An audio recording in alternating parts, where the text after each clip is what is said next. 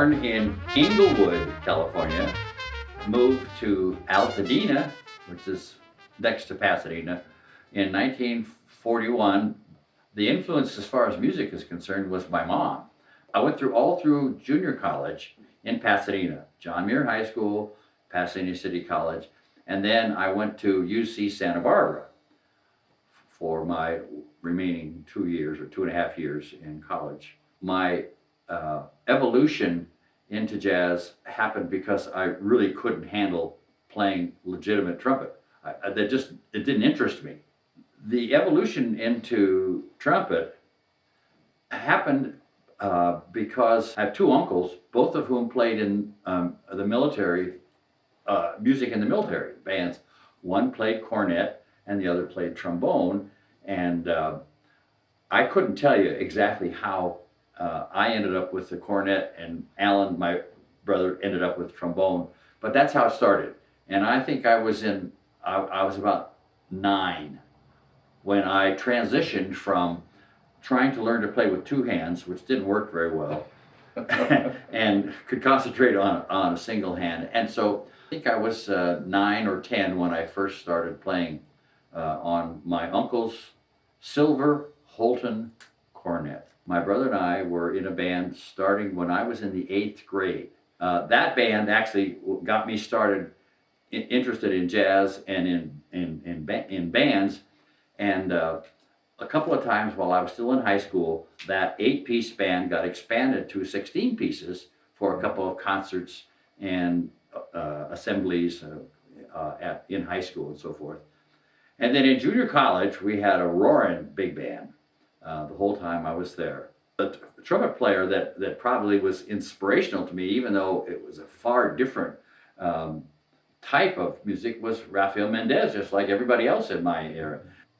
Ray Anthony was an inspiration, Harry James, of course, and I got the Kenton infection in the mid-50s. Heard the band once at the Pasadena Civic Auditorium right after they had recorded Cuban Fire, and that was it. It was over with. And from that time on, if somebody would ask, "Oh, who's your favorite band?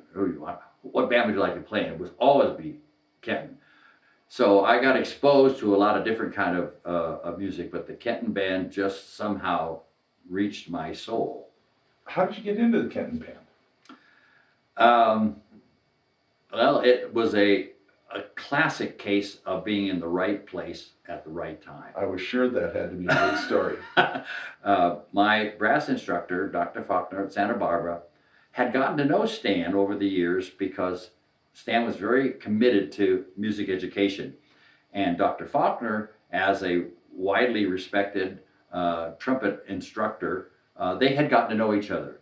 So I'm in my last semester at Santa Barbara, which ended up in January of '61, and Dr. Faulkner called Stan, and he says, "I got this kid who thinks he'd like to be in your band." And anyway, so Stan said, "Well, send him down."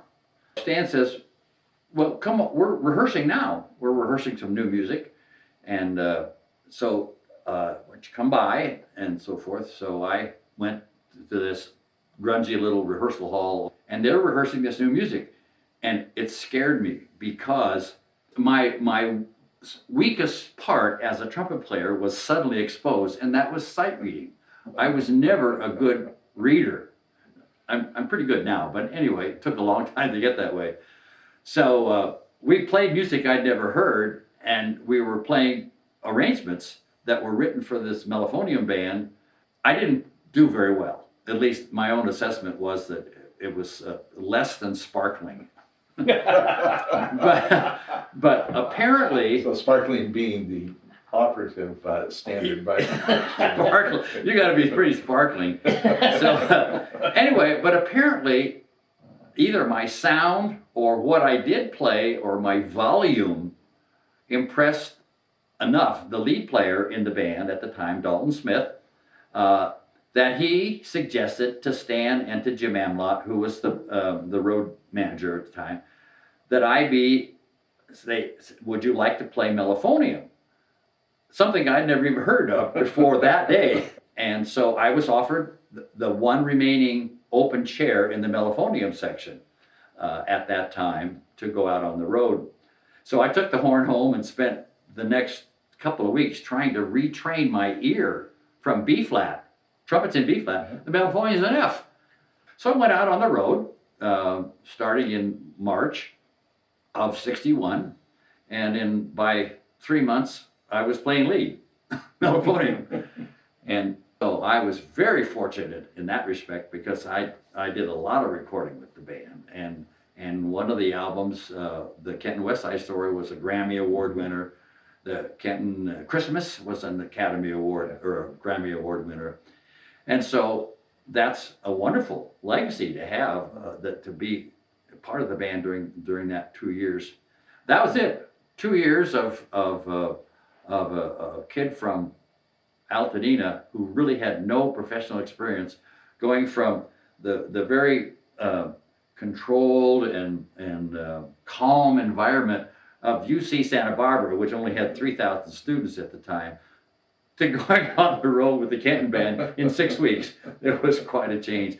You know, that was what started my dual career. I went from Sears to Ampex to IBM for 15 years.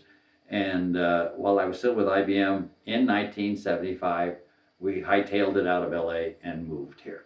I actually was here for about 3 weeks before Carolyn and the kids came up, because I had to start working for IBM. And so I went to the Musicians Union, introduced myself, says I'm moving here from Southern California. And you know, I was a classic blindered person. There can't be any really good music outside of LA, New York, Chicago, and so forth. And I met this wonderful lady at the union office and told her where my background was and so on. And she says, "Oh, well, you gotta go. There's a band in town that's called, I think they called them Spokane Jazz Clinics or something like that. Does that name ring a bell?" Or anyway, she said, "Well, they rehearse on Sunday afternoons at the Elks Club downtown." And there I meet Craig Balsing, Larry Jess, Dennis Carey, John Lupert, Dick Raymond, all these great guys who are now, of course, 40-year friends, those that are still around. So I moved, and sitting next to Lauren Rux, sitting between Lauren and Craig, and Steve Filippini was in the band at that time, can't remember who else.